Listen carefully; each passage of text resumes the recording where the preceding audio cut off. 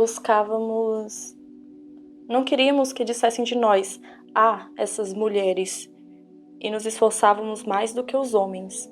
Ainda precisávamos demonstrar que não éramos piores do que os homens. E por muito tempo tiveram uma atitude arrogante, condescendente conosco. Esse bando de mulher vai lutar muito. E como ser homem? É impossível ser homem. Nossos pensamentos são uma coisa, mas nossa natureza é outra. Nossa biologia.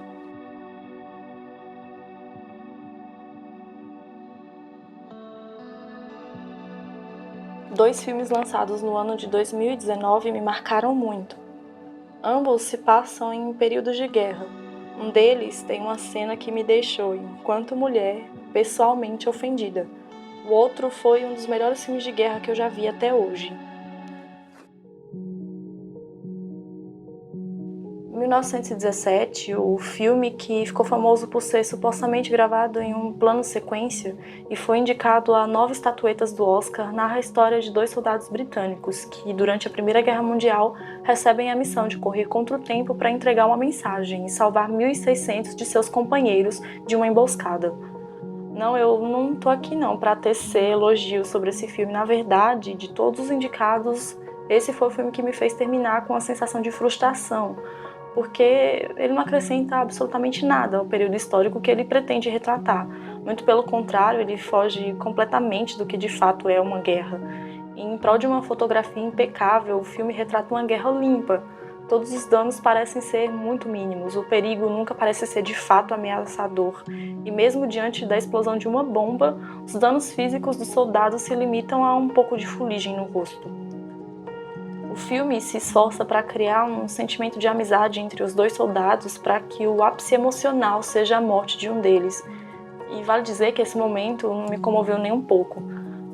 Dentre todas as vozes silenciadas da guerra, tantas histórias não contadas, 1917 se rende a um arquétipo tão arcaico e raso que a morte do soldado Tom Blake não passa de mais um momento sem nenhuma carga emocional. Mas essas não são nem de longe as piores cenas para mim.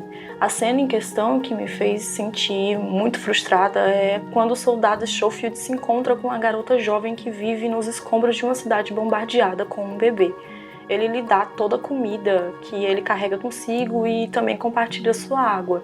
O soldado interage com a criança e lhe conta uma história antes de partir. A cena é linda, mas é poeticamente ofensiva. Com esse filme de um elenco majoritariamente masculino, não vemos uma mulher sequer durante as cenas.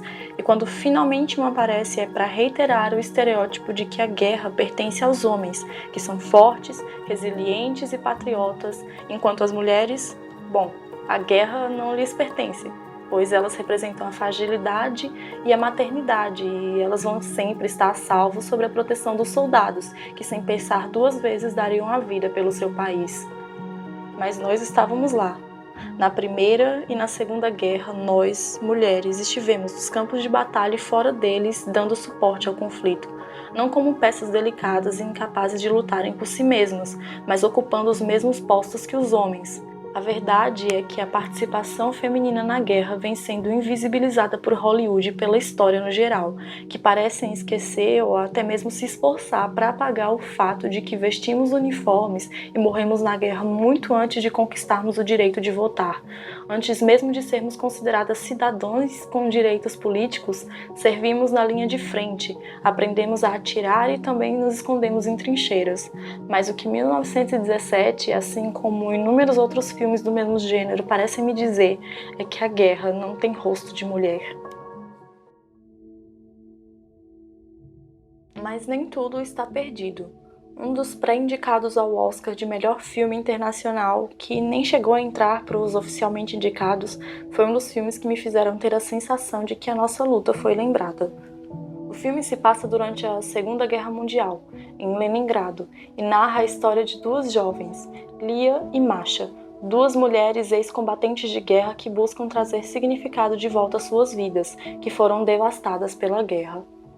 No filme, Lia, a mulher alta do título, trabalha em um hospital russo onde são tratados os soldados feridos.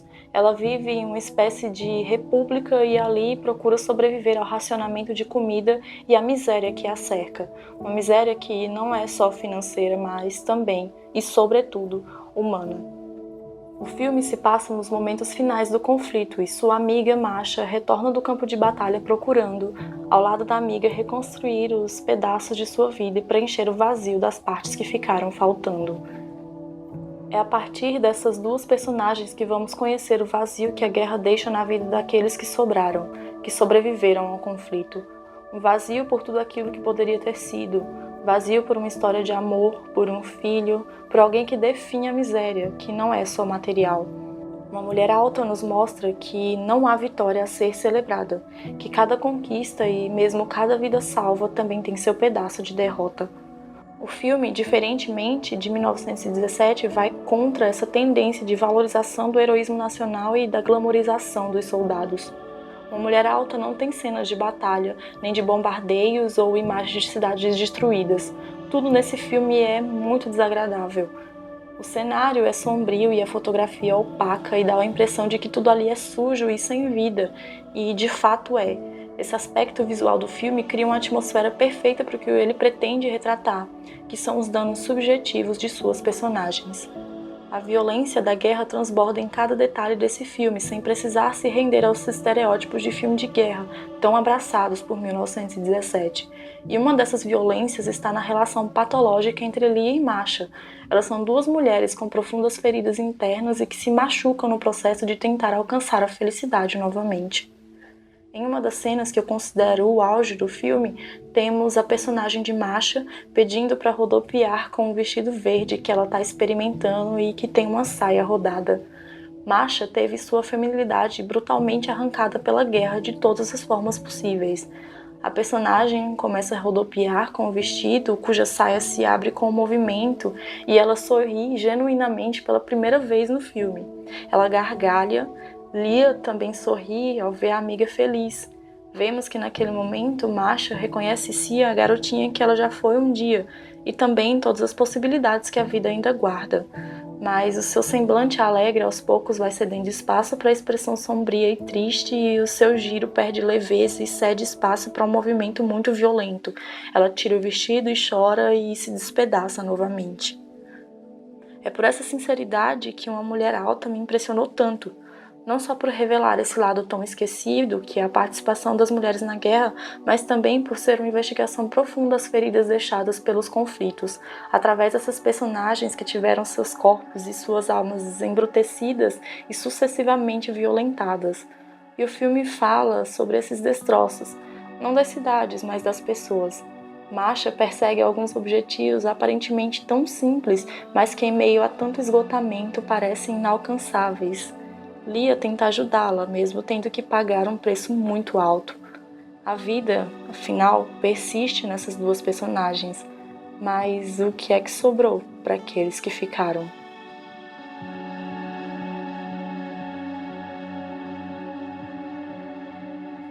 Oi, eu sou a Tesla e esse foi mais um vídeo do Nitrocelulose.